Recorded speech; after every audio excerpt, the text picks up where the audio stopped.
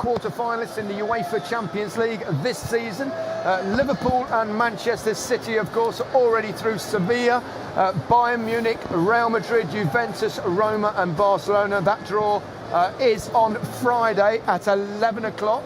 That's live on 3HD, and don't forget that's a free draw. Anyone can play anyone now, no segregation. So Liverpool could play Manchester City, who knows? Let's hope they stay apart, and we'll get lots more pleasure during this competition, that is for sure. And we've another action-packed night coming up tomorrow in the Europa League with 5 live games for you to enjoy. Atletico Madrid, Marseille, Leipzig and Dortmund are all in action, but the headline act features Arsenal 2-0 up against AC Milan after their great win in the San Siro last week. The Gunners are looking to finish the job at 7:30 on BT Sport 2 HD and also in 4K UHD. All the night's highlights follow the Arsenal match at 10:30. Well, we've seen a thoroughly entertaining game here at the Nou Camp. Chelsea did themselves justice, went out fighting, as Rio said, but that man, once again, was the difference between the two sides. What an extraordinary talent, a joyous footballer, and despondency for Antonio Conte.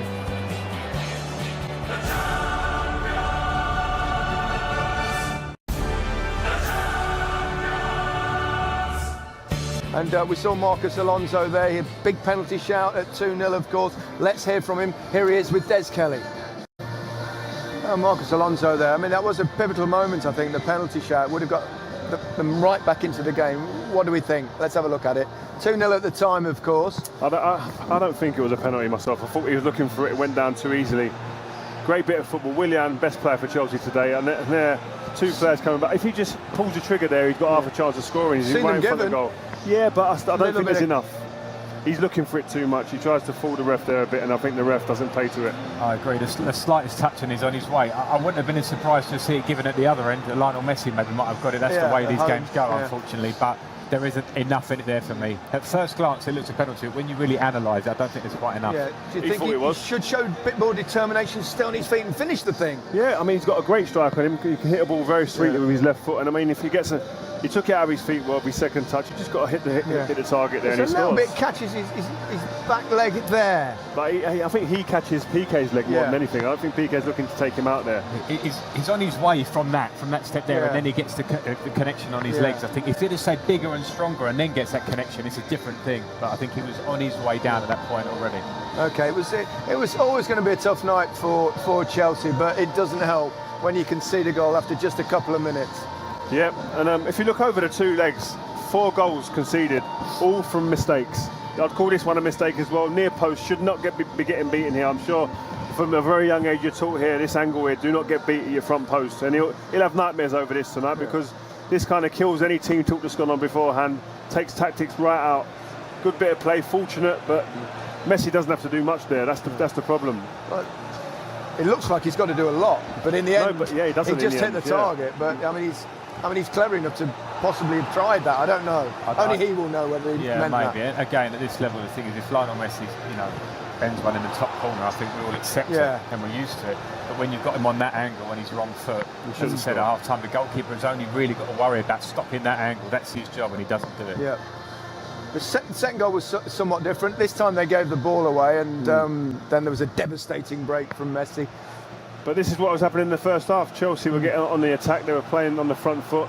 A mistake here from Fabregas, who on the ball you wouldn't accustom him to make mistakes like that. But then from then on, it's all about Messi.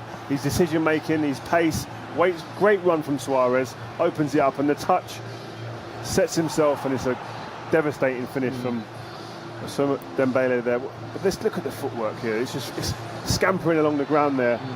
Great run. The awareness from Suarez to take the defender out of that middle part of the box to allow Dembele to come into the picture and finish. It's great all-round goal.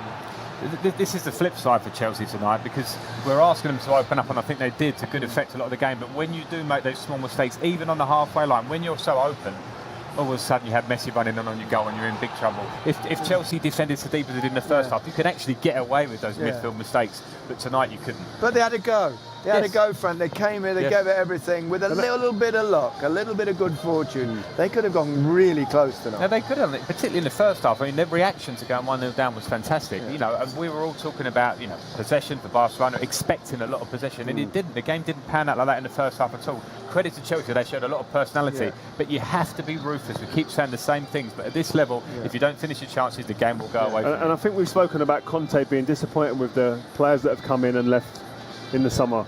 And I think tonight was a glaring example of if they had a Costa, a Drogba even from back in the day, this could have been a different result, because I think the ball going up there, no disrespect to Giroud, who started well but kind of faded out of the game.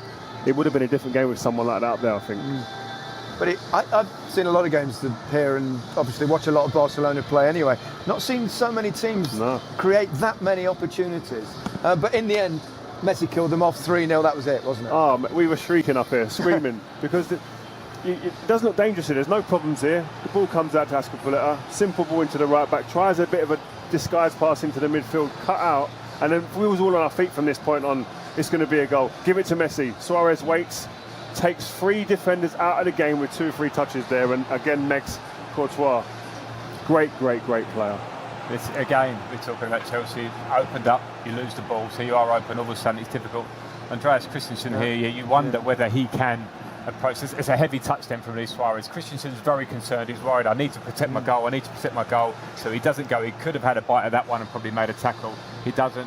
And when Messi gets there, you might as well start celebrating, because we're all even the Chelsea defenders know what's happening. He's going to push it out of his feet. That acceleration, you just cannot deal with that.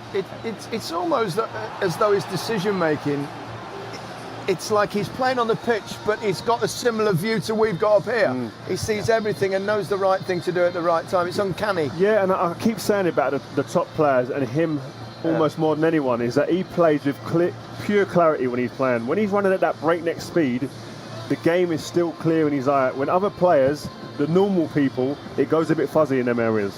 When I went up to the opposing team's box and the ball come to me, I couldn't see hardly anything. And it's probably like that for some midfielders, a little bit clearer. But him is pure HD. That's what he sees when he plays the game, and that's why when he plays at it, he makes it look so easy. Well, we'll come back to Messi very shortly, but let's have a look at a number of Chelsea chances. They hit the woodwork on a couple of occasions.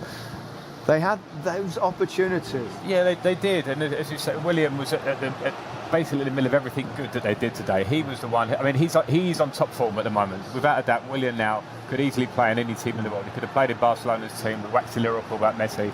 I think William can play at that level.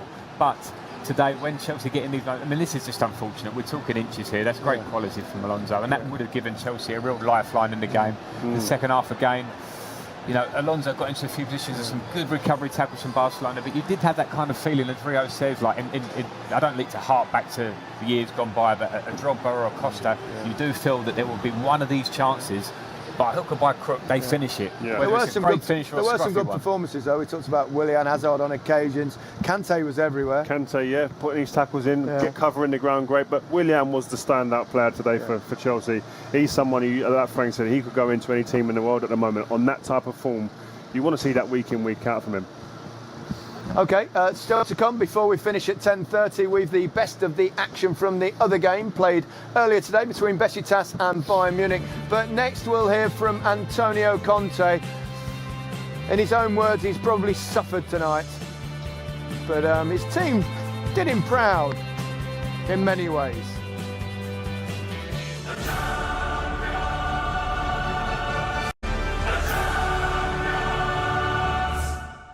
Barcelona's night, they go through to the quarter-final of the UEFA Champions League. It's a tough night for Chelsea. They played well, 1 or 2 mistakes, the goalkeeper included amongst them. Let's hear from Thibaut Courtois, he's with Des. Honest.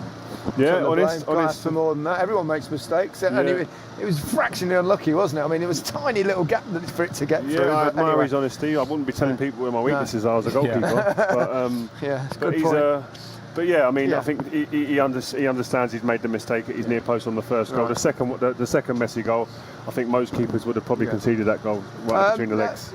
Messi was clearly, the difference, the reason that Barcelona have gone through, the goal in the first leg, here again in the Camp Nou. He's a phenomenal player. I've said my worth on him over the years, many, many times. I'm going to leave it to you boys. Frank.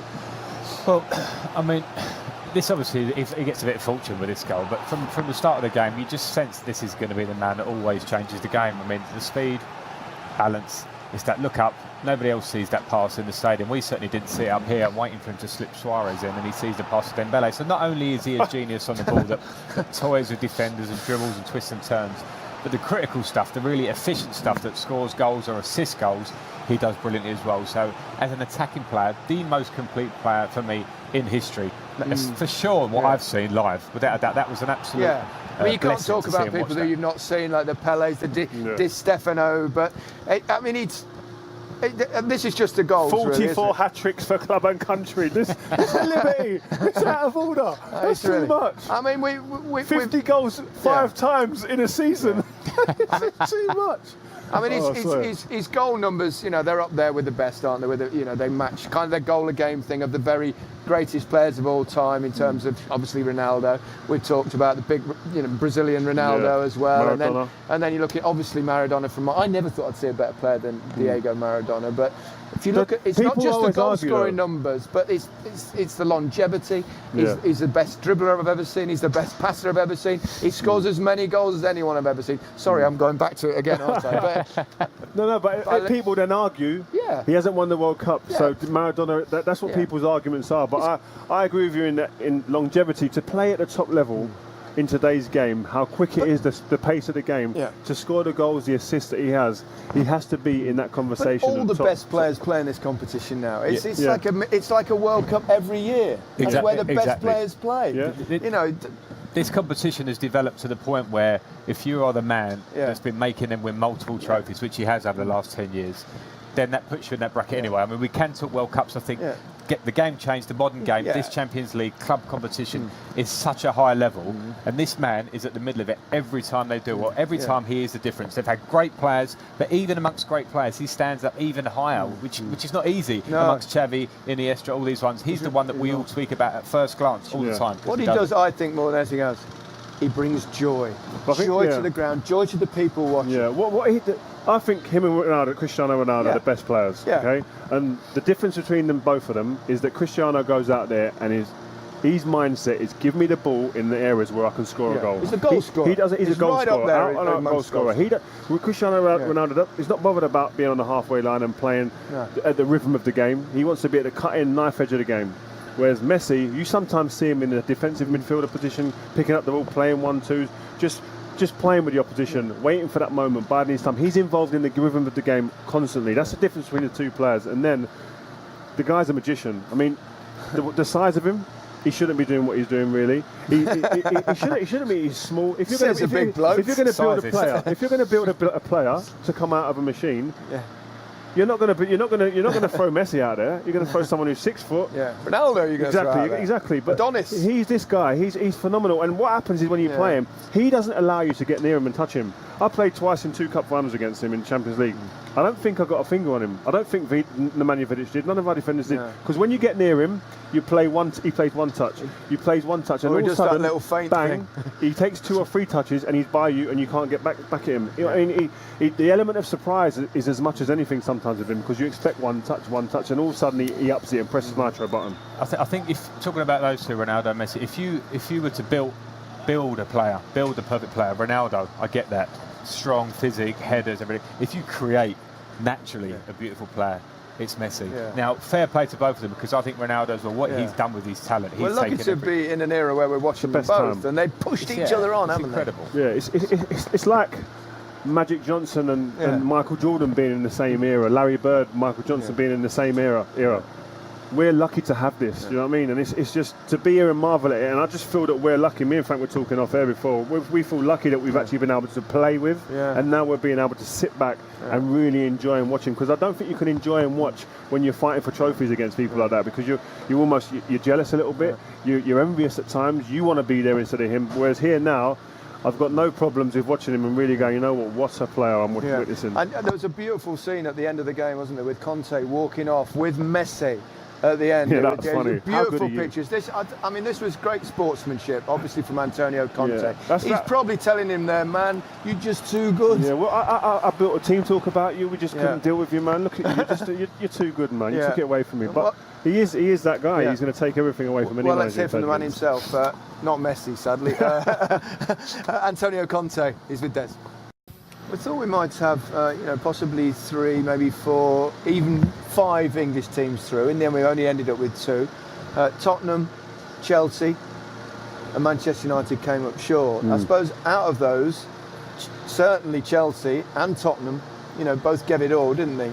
Do you feel it's better to lose that way than perhaps like Manchester United was the point I was exactly what I was going to say there? The big thing that come out of that interview there is that he said, and he was very, very clear with it, I have no regrets because my team gave it all. And they did. And I think yesterday was the opposite when we was at Manchester United at Old Trafford. This guy could sit there and genuinely say that and feel that. And as a manager, you could probably take that on the chin and you get on the plane home and say, you know what, we're beaten by the better team. One of the best players, not the best player on the planet, was a difference. I'll take that. They can hold their heads up. They can do, but the only problem is there's a bit of a bigger picture here, and I think this will all come up to show in the summer. We'll have a look at it because last year where Chelsea were winning the league comfortably, losing a couple of big players, that was the time to go, okay, we're going to get a few big players. As you mentioned before the game, Morata's a big signing on the bench, Bakayoko's a big sign on the bench, so you can talk as much, we're pretty proud of them, and rightly so, they did have a good go and competed, but clubs like Chelsea, Manchester United, Tottenham even are getting to that level. We want to be competing and getting right to the edge, and it just shows you what the level is now. Is it another transitional phase now for Chelsea? Because can you see Conte being there next season? It could be. Yeah, it could certainly be gone because there's been too much negative talk. So whether it's the club's decision or his decision, then there's certainly. It seems to me the players are still fighting for him.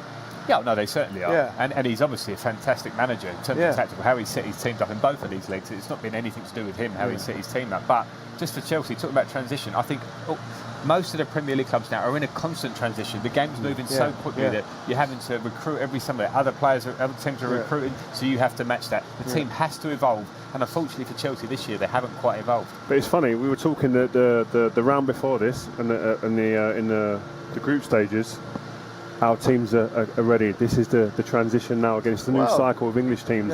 The big boys came and turned up in this round of Champions League. Does it still show that's and showed the standard that is there that have got to be. But Manchester City and Liverpool, it's 2 quarter-finals. We only had 1 last season. Yeah, but when we saw the draw come out, we expected probably 4 of our teams to go through. Yes.